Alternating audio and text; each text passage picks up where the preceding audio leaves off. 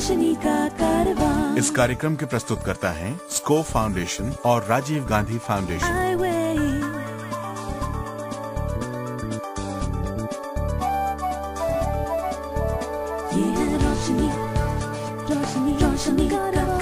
रोशनी जो करती है अंधेरे को दूर, रोशनी जो लाती है दिल में नूर, रोशनी जो दिखाती है रास्ता।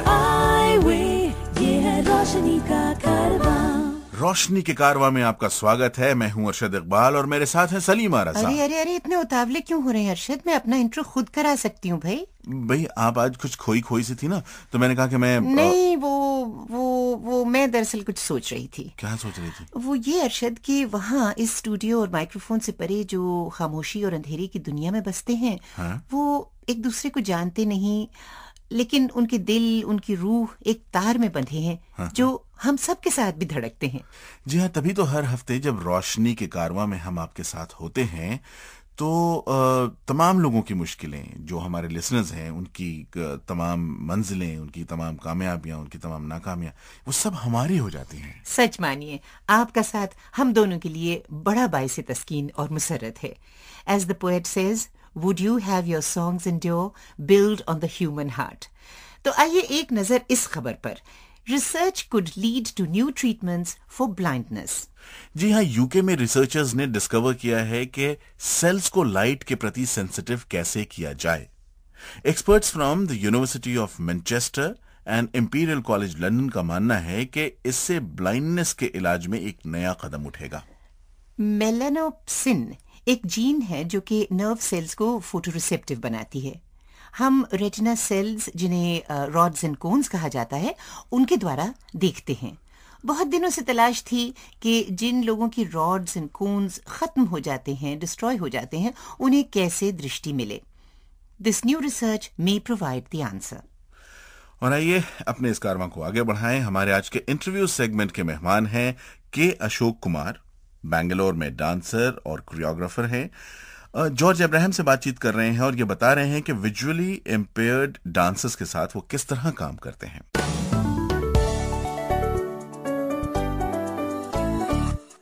नमस्कार अशोक कुमार जी, आप एक डांसर रहे हैं और आप एक डांसर हैं, ब्लाइंड लोगों को डांस सिखाते हैं, तो आपको ये डांस में रुचि कैसे हुआ? सिंस माई चाइल्डहुड मेरा बाप तो he is my inspiration and he gave me a lot of support and encouragement and when I said I would like to learn dance, so इसलिए मैं डांस को प्रोफेशनली एक्सेप्ट कर दिया।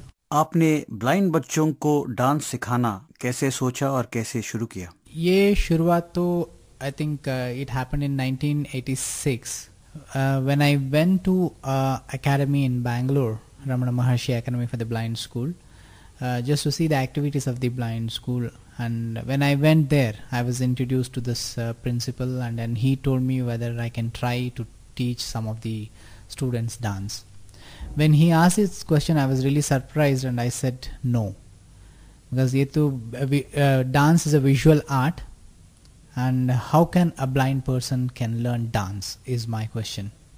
But when he told that why don't you try with some simple folk dance or something, whatever that you have learned, I said yes. Let me try. I can't promise that I can train, but I can just try. So that's how it's शुरुआत तो ऐसे हो गया.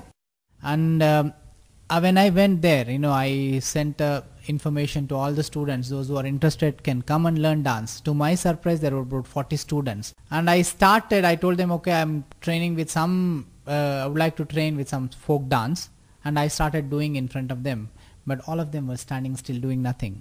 And then slowly one of my student, his name is Buse Gowda, and he approached me and then came to me and then touched my feet and the hand gestures and asked me to repeat the same step again and again.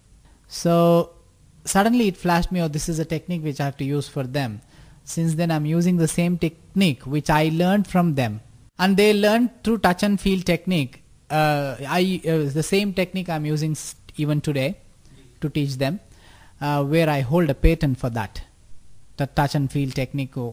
So then so ये facial expressions का आप क्या करते हैं? Even that also they have to touch and feel my face when I'm training them. and then using that, I started training them. But believe it or not, within 12 days of time, they were able to dance on a stage which I choreographed for 16 students. And then both boys and girls, without bumping each other, they performed 2 folk dances. That was a turning point and gave me confidence. And I told that I would like to continue with classical. And today, I proudly say that, my group has turned out to be a professional dancers. And not only blind dancers, they also perform along with other professional artists to show that, that there is no difference between the blind and the normal students, and to show that nothing is impossible. Ashok Kumar ji, क्या आप समझते हैं कि आपके जो students हैं, आपके जो शिष्य हैं जिन्हें आप सिखाते हैं, वो आगे चलकर राष्ट्रीय मंच पर अपना कला दिखाएंगे? Definitely, I think they have already done it actually, because one of my student Buse has got the national award, and he is the youngest to receive the national award for his outstanding achievement in the creative work. And recently, Ability Organization from Chennai, they also awarded him another award, and then and they have danced with actress Revati, actress Sukanya, and recently they danced with Swarna Malya. And to be frank with, all the dancers, top gurus, whomever, that is Padma Subramaniam, Shanta Dhananjayans, they have all seen their performance and they have given the appreciation, and that itself is a great honor for them. क्या आप समझते हैं कि आपके जो शिष्य हैं जैसे रामडू या भूसे गौड़ा, ये आगे जाके डांस से अपना जिंदगी चला पाएंगे? Can dance become their profession where they earn their livelihood? No, they can't do it. Definitely they can't do it, because whenever we go for a performance, we pay them or as a remuneration or a professional artist fee or whatever it is. But having that, I don't think so they can lead their life, and they should have a permanent job. And more than that, just taking up dance as a profession, they cannot lead, because they cannot become a dance teachers. They can only perform, and here the age factor is there, and also the barrier is the handicap. Hema Malini ji और स्वपन सुंदरी जी आज के तारीख में भी dance performances कर रहे हैं, शोज कर रहे हैं. क्या समझते हैं कि आपके जो शिष्य हैं, आपके जो ब्लाइंड डांसर्स हैं, ये एज और फिजिकल फिटनेस के वजह से अपने करियर को शॉर्ट करना पड़े? इस विषय में आपकी राय क्या है? Yeah, both are there. Unless and until we are regularly not practicing, it is highly impossible to become a professional dancer. And whereas when they want to lead their life, when they don't have a financial support, they cannot take up this as a profession. Unless and until they get a good support of finance, then only they can think about the rest of the things.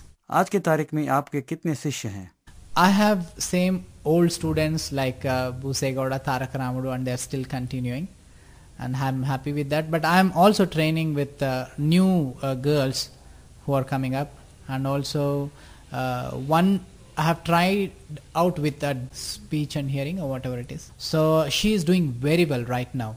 Maybe another 2 years, I think she is going to be definitely a professional artist, because she can see. संगीत नाटक academy जैसे राष्ट्रीय संस्थाएं जो हैं, जो dancers और musicians को जो रिकग्नाइज करते हैं, मान्यता देते हैं, क्या आप समझते हैं कि आपके जो स्टूडेंट्स हैं, ब्लाइंड स्टूडेंट्स हैं जो डांस करते हैं, उनको भी ऐसे संस्थाओं से मान्यता मिलने का साध्यता है? I don't think so, because every time whenever I'm trying to approach the Department of Culture, they say that you cannot apply, it has to be recognized. And who is going to recognize? Unless and until the government doesn't recognize and it doesn't go up there, and nor they are going to call us, and who is going to come and see that such a work is going on here? It's very difficult.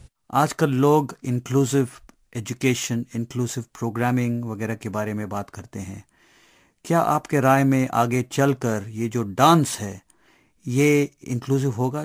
कहने की मतलब ये है कि blind dancers और आम non blind dancers जो है साथ साथ परफॉर्मेंसेस देंगे?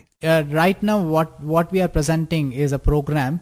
He is presented by both blind and the normal artists, where I'm training both the students. And absolutely it's already happening since more than 10 years.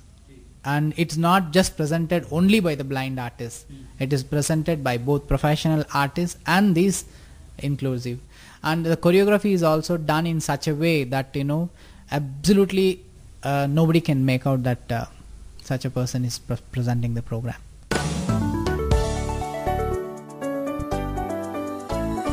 वाह वाह, ये हुई ना सच्ची लगन कि प्रशंसा और रिकग्निशन के बिना भी अशोक जी अपने काम में तन मन से जुड़े हुए हैं। ऐसी ही मेहनत रंग लाई दिलीप लोयलका के जीवन में, जो भारत के पहले ब्लाइंड चार्टर्ड अकाउंटेंट बने और लोगों को हैरत में डाल दिया।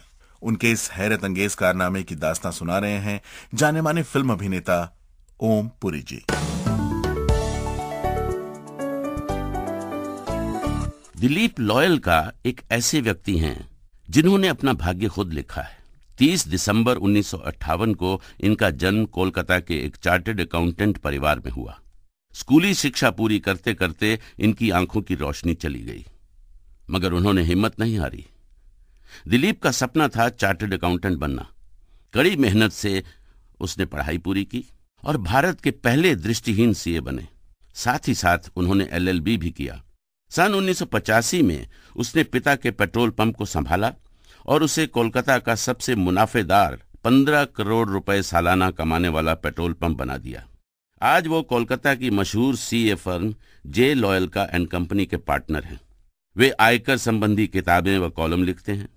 वे वेस्ट बंगाल दृष्टिहीन क्रिकेट संघ के महासचिव हैं। उन्हें राष्ट्रपति की ओर से वर्ष 2002 के लिए सर्वश्रेष्ठ पेशेवर विकलांग व्यक्ति का अवार्ड भी मिल चुका है। तो दोस्तों, दिलीप लोयलका का परिचय दे रहे थे हमें ओम पुरी जी। और एक जरूरी बात अब बताने का वक्त आ गया है, जिसे बताते हुए हमें बेहद खुशी हो रही है कि रोशनी का कारवां के हम सफर बढ़ते ही चले जा रहे हैं। देश के कोने कोने से हमें फोन, ईमेल वगैरह आ रहे हैं और जैसा कि आप जानते हैं हम आपसे बराबर बात करते हैं। प्रोग्राम के दौरान में हम आपके क्वेरीज और सजेशंस भी जरूर सुनाएंगे, लेकिन उसमें शायद थोड़ा सा टाइम लग सकता है। लेकिन फिलहाल हम ये कहना चाहते हैं कि बहुत बहुत बहुत शुक्रिया। भाई, शुक्रिया अदा करने से पहले ये तो जान लीजिए कि किसका शुक्रिया अदा करें। जी जी बताइए। मनु भाई पटेल फ्रॉम बड़ौदा, उन्होंने हमें कॉल किया और उन्होंने कहा कि जो हमने उनको डॉक्टर पृथ्वीश नाग का जो इंटरव्यू सुनाया था वो बहुत पसंद आया और उन्होंने उसकी बड़ी तारीफ लिखी। शुक्रिया मनु भाई जी। योगेश चंद्र शुक्ला फ्रॉम रायबरेली, उन्होंने हमें कॉल किया और उनका ये सजेशन था हमें कि हम अपने एडवाइस सेक्शन के अंदर जेनेटिक आई कंडीशंस के बारे में उसको शामिल करें और लोगों तक उसकी इंफॉर्मेशन और जानकारियां पहुंचाएं। भाई, हम ये कोशिश करें कि बहुत जल्द आपकी ये फरमाइश पूरी की जा सके। फैज ने कहा, रक्स करना है तो फिर पांव की जंजीर न देख। वाकई जिंदा रहना हो तो पूरी तरह दिलो जान से जिंदा रहना सीखो। सिसक सिसक कर जीना भी क्या जीना है। बिल्कुल सही कह रहे हैं। एडवाइस सेक्शन में आइए और आइए मिलते हैं अहमदाबाद के जसू भाई कवि से, जो कि ब्लाइंड पीपल्स एसोसिएशन के higher secondary school for the blind के प्रिंसिपल हैं। तो शुरू करते हैं एक सिंपल सवाल से। What is trekking? ट्रेकिंग आखिर है क्या? ट्रैकिंग यानी कि प्रकृति के साथ जीने का अनुभव, जो ज्यादातर हम अपने संस्थाओं में, अपनी छात्रालयों में या अपने घरों में हम इन बच्चों को उपलब्ध नहीं करा सकते। और जहां वो रह रहे हैं उस शहर के या उस गांव के बाग बगीचों में, खेत खलिहानों में जाने का मौका भी प्रज्ञा चक्षुओं को नहीं मिलता। यानी कि पेड़ को छूकर पेड़ की पहचान करना या फूलों के बीच में उसके पौधों के बीच में सोकर सांस लेना और अपने आप को उससे भरना, उस खुशबू से भरना, या भीगी मिट्टी में बैठकर अनुभव करना अपने आप। मुझे लगता है कि मेरे हिसाब से ट्रैकिंग का मेरे मन में यही कंसेप्ट है कि प्रकृति के साथ स्पर्श के माध्यम से, कान के माध्यम से, जितनी भी बाकी की इंद्रियां उनके माध्यम से बहुत ही करीबी नाता जोड़ने का अवसर उपलब्ध कराना, ये शायद मुझे लगता है कि उनके व्यक्तित्व के विकास के लिए या दुनिया इतनी सुंदर है उसका एहसास कराने के लिए बहुत जरूरी है। और ये है मेरे मन में। दृष्टिहीन लोगों की मुश्किलात को सामने रखते हुए पूछना पड़ता है जसू भाई जी कि ट्रैकिंग से दृष्टिहीन लोगों को कुछ फायदा है? बहुत फायदा है और हर एक को फायदा है। ब्लाइंड को भी फायदा होगा ही होगा, क्योंकि काफी बरसों के अनुभव के बाद नेत्रहीनों के साथ काम करने का जो मेरा अनुभव रहा है, तो मुझे लगा है कि अंधत्व होने के कारण हमारे जो नेत्रहीन भाई व बहन है उनका घूमना फिरना बहुत ही मर्यादित हो जाता है। जब कोई उनको ले जाता है तभी वो जा सकते हैं, या तो ऐसा अपना कोई बहुत ही बड़ा संकल्प बनाए तब वो बाहर जाने का शायद उनके लिए संभव होता है। तो उनमें से 2-3-4 बातें मेरे हिसाब से उनको फायदा पहुंचा सकती है। एक तो ये कि पहली बात तो ये है कि उनके मन में ये आता है, क्योंकि वो भी अखबारों के माध्यम से या तो किसी से जानते हैं कि भाई ट्रैकिंग आजकल बहुत ही लोकप्रिय है, छुट्टियों में लोग जाते हैं, तो उनको लगता है कि हम नहीं जा पाते। जब वो जाते हैं तो उनको सबसे पहले तो ये होता है कि हम ये भी कर सकते हैं। और मुझे हमेशा से ऐसा लगा है प्रकृति से दूर जाने के कारण, दूर जाना उनको पसंद नहीं है, पर क्योंकि वो प्रज्ञाचक्षु है इसलिए शायद वो बहुत सारे पेड़ों के बीच में जाके नहीं बैठ सकते, बहुत सारे पंछियों की आवाज नहीं सुन सकते, या तो जहां पर बहुत ही बर्फीली चादर छाई हुई है वहां पर वो नहीं जा सकते।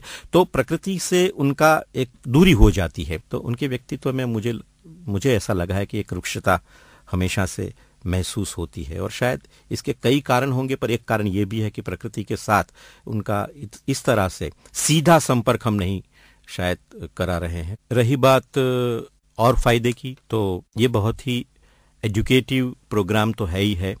जैसा कि हम जानते हैं कि हेलन केलर, उन्होंने भी सृष्टि का ज्ञान, वातावरण का ज्ञान या दुनिया का ज्ञान, संसार का ज्ञान ज़्यादातर प्रकृति के साथ उनका जो एक जीवंत लगाव था, उन्हीं से शायद उनको उनके व्यक्तित्व में ये पूर्णता जो हमने देखी है, संसार ने महसूस की है, वो आई थी। अच्छा, ये तो बताइए जसू भाई कि आप उन्हें ट्रैक के लिए तैयार कैसे करते हैं? फिजिकल फिटनेस तो बहुत ही आवश्यक होती है। तो पहले तो हम जो ट्रैकिंग के लिए जो बच्चों की हम चयन करते हैं, उसमें ऐसे ही बच्चों को हम मौका देना आवश्यक समझते हैं कि जो फिजिकली फिट हो, ऊंचाइयों पर भी अपना स्वास्थ्य थोड़ा सा ठीक से रख पाए। तो क्या है कि जैसे पहला ट्रैकिंग का कार्यक्रम जब हमने सोचा था, तो स्वाभाविक रूप से 15 दिनों तक हमने अहमदाबाद के आसपास के विस्तारों में, खेत खलिहानों में, मैदानों में उन बच्चों को चलने का अभ्यास करवाया था, दुर्गम विस्तारों में चलने का अभ्यास करवाया था। और पूरे दिन अगर खाना नहीं मिले तो भी चल सकता है, इस तरह का एक प्रैक्टिस, एक हैबिट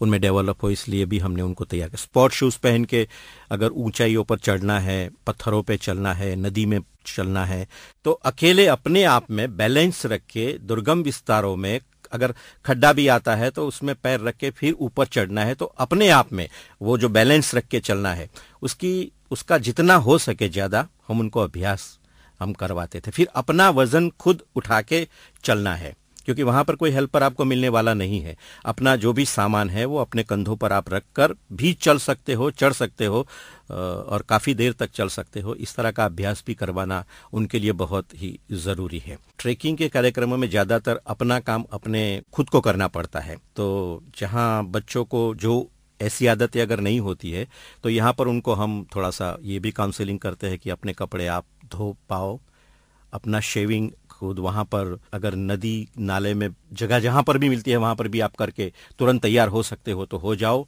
2-3 दिन तक अगर नहाना ना मिले, कपड़ा बदलने का मौका ना मिले, तो भी आपका मूड बना रहे, आप फ्रेश रहे, इस तरह से आपको अपने आप में तैयार कर सको तो करो। ट्रैक की प्लानिंग करते समय आप किन किन बातों का ध्यान रखते हैं?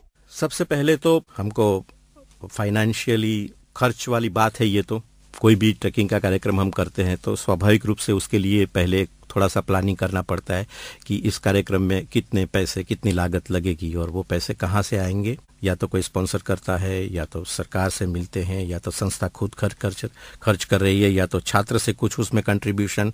इट डिपेंड्स, जैसा संस्था है, जैसे वहाँ के छात्र है, उस तरह से वो हो जाता है।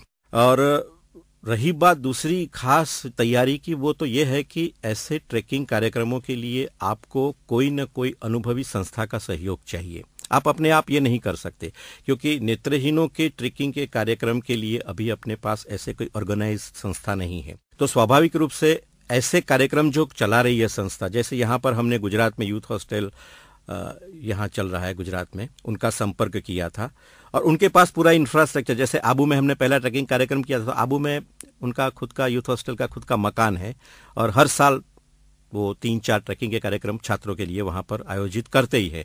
तो वो संस्था का सहयोग हमने किया, तो संस्था की जितनी भी जानकारी, उनका जितना भी ज्ञान, उनका इंफ्रास्ट्रक्चर, उनकी फैसिलिटीज जो भी थी, उनका लाभ हमारे छात्रों को स्वाभाविक रूप से मिल गया। और दूसरा उसका फायदा तो यह है कि वो ट्रैकिंग के कार्यक्रम में हमने ऐसा हमेशा से आग्रह रखा है कि आप इसका सेपरेट ट्रैकिंग कार्यक्रम नहीं करें, पर आम लोगों के साथ, साइटेड पीपल के साथ, बच्चों के साथ ही इसका प्रोग्राम बनाए। तो उसको क्या होता है कि स्वाभाविक रूप से सोशल इंटीग्रेशन का एक मौका, स्कूल में मिलना और बाहर जंगलों में मिलना, रात को वहां पर जहां आप रह रहे हो टेंट में, वहां भी आपके साथ एक्साइटेड बच्चे अगर रहते हैं, यानी कि 2400 घंटे आपके साथ जब रहते हैं, तो जो एक स्वाभाविक सामाजिकरण का एक दूसरे को समझने का, उनकी लिमिटेशन को समझने का, उनकी सिद्धियों को समझने का जो मौका मिलता है, वो अपने आप में एक बाई प्रोडक्ट है मेरे हिसाब से। पर ये 2-3 बातें हम ध्यान में रखते हैं। आपका तो इसमें खास एक्सपीरियंस रहा है जसू भाई जी, तो ये बताइए हमें कि ऐसी ट्रैक पर जाने में रिस्क किस किस्म का है? हाँ, स्वाभाविक रूप से ट्रैकिंग कार्यक्रम में छोटा मोटा ये तो होता रहता है, वो तो हर एक को होता रहता है, पर जब उनको एक बार आप नक्शा बता देते हो कि ऐसे जाना है, ऐसे चलना है, यहाँ पर ऐसी जगह आएगी, फिर नदी आएगी, फिर नाला आएगा, फिर खड्डा आएगा, एक बार आप बता देते हो, फिर कोई तकलीफ होती नहीं है। तो खैर रिस्क तो इतना तो रहता है, जैसे अगर आप गिर गए तो चोट तो लगेगी, पर रिस्क तो उठाना है जीवन में, जो अगर आम आदमी को उठाना है तो प्रज्ञाचक्षु को भी उठाना है। जो भी साइटेड पीपल के सामने जो भी दिक्कतें आती है, वो सारी दिक्कतें मेरे हिसाब से प्रज्ञाचक्षु के सामने भी हमको लाने में कोई हमारे झिझक नहीं होनी चाहिए। अगर वो अपने आप को ठीक तरह से, हम भी उनके काबिल है ऐसा अगर वो साबित करना चाहते हैं, तो ये सारी बातें उपलब्ध कराने में हमें झिझकना नहीं चाहिए। तो ये इतना ही रिस्क है, कोई ज्यादा रिस्क नहीं है। अगर आप दृष्टिहीनता के बारे में हमसे कुछ पूछना चाहते हैं या कोई खास जानकारी हमें देना चाहते हैं तो 09896000555 और हरियाणा से 9896000555 पर कॉल करें। दोस्तों, हमें उम्मीद है कि जसूबाई के सुझाव आपकी गर्मियों की छुट्टी के ट्रैकिंग प्लान्स को कामयाब बनाने में मदद करेंगे। अरशद जी, तुम और मैं कभी कभी अपने मनपसंद शेर दोस्तों को सुनाते हैं ना, लेकिन इस सप्ताह हमारे क्रिएटिव कंट्रीब्यूशंस में अपनी कविता हमें ईमेल की है नोएडा के सलील चतुर्वेदी ने, और जानते हैं उसका शीर्षक क्या है? जी हाँ, शीर्षक है दुनिया में पाया। सलीमा, ये मैं सुनाऊंगा। अरे बिल्कुल, तुमने मेरी बात मेरे मुंह से छीन ली, क्योंकि तुम बहुत अच्छा पढ़ते हो। दोस्तों, जैसा कि सलीमा ने आपको बताया कि कविता का शीर्षक है दुनिया में पाया।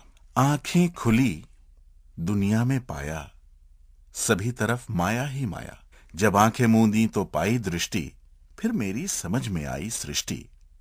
समझ समझ समझ, तू भी समझ ले माया। समझ समझ समझ, समझ ले विचित्र माया। समझ ले ये हरियाली, बिना इसके जीवन खाली। समझ ले वृक्ष की छाया, ये तेरे मन की काया। धरती जो गहने पहनी, समझ ले टहनी टहनी। समझ ले गिरता पानी, इसमें है तेरी कहानी। समझ ले नदी का बहना, फिर जग से इसको कहना। समझ ले 7 समंदर, सभी हैं तेरे अंदर। समझ ले सूरज तारे, ये चमके मन में सारे। समझ ले समय की धारा, का तू है एक किनारा। समझ समझ समझ, तू भी समझ ले भाया। भाई वाह सलील जी, बहुत बहुत खूब। दोस्तों, आप भी उठाइए अपने कलम और लिख भेजिए अपनी कविता, गीत टू आई वे, ये है रोशनी का कारवां @radio@iway.org। तो लीजिए, बारी आ गई प्रोग्राम 6 के विनर की, श्रीलता जैन रेवाड़ी से। जवाब सही था, एक बढ़िया सी टी शर्ट आई वे, मुबारक हो आपको। भाई ये क्या बात हुई? ये तो बताइए कि सवाल क्या था और जवाब क्या था? ओहो, इतने बेसब्रे हो तुम अरशद। सब्र का नमक हर चीज को मजेदार बना देता है। और अच्छा, ये था सवाल, name the cricketer who played on the Indian team despite losing an eye. And the answer is Mansoor Ali Khan Pataudi. और आज का हमारा सवाल है कि वो कौन से संत कवि थे जिन्होंने अकबर के दरबार में गाने से इनकार कर दिया था। ये है हमारा address, Eyeway radio contest, Score foundation, PO Box 3903, new Delhi 49। 15 दिनों के अंदर अंदर तक हमें आपका जवाब मिल जाना चाहिए, क्योंकि उन्हीं सही उत्तर के आधार पर हम उनका लकी ड्रॉ निकालेंगे और 5 लकी विजेताओं को मिलेगा एक special I way T shirt. बहुत जरूरी बात जो आपसे करनी है, भाई हम ये चाहते हैं कि आपका पार्टिसिपेशन, आपका सहयोग हमें हमेशा मिलता रहे। हम चाहेंगे कि आप अपनी समस्याएं, चाहे वो लीगल हो, मेडिकल हो, अधिकारों से संबंधित रखती हो, रोजगार या शिक्षा के बारे में हो, किसी भी तरह की समस्या जो ब्लाइंडनेस से संबंधित हो, तो 09896000555 और हरियाणा से 9896000555 पर कॉल करें। या हमारी ईमेल आईडी भी नोट कर लें, radio@iway.org पर लिखें। और हाँ, हमारा पोस्टल एड्रेस जरूर नोट कर लें, ये है iWay radio programme, score foundation, PO box 3903, new Delhi 49। वक्त का इशारा कि आपसे लें विदा, और हमारा वादा कि आपसे नहीं होंगे जुदा। अगले हफ्ते हम फिर मिलेंगे। मैं अरशद इकबाल और मैं सलीमा रजा। दीजिए इजाजत, खुदा हाफिज। iWay, ये है रोशनी का कारवां।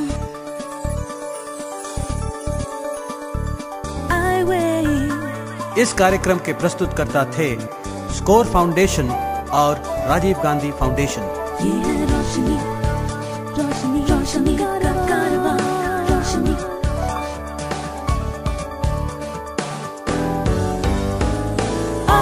iWay, ये है रोशनी का कारवां।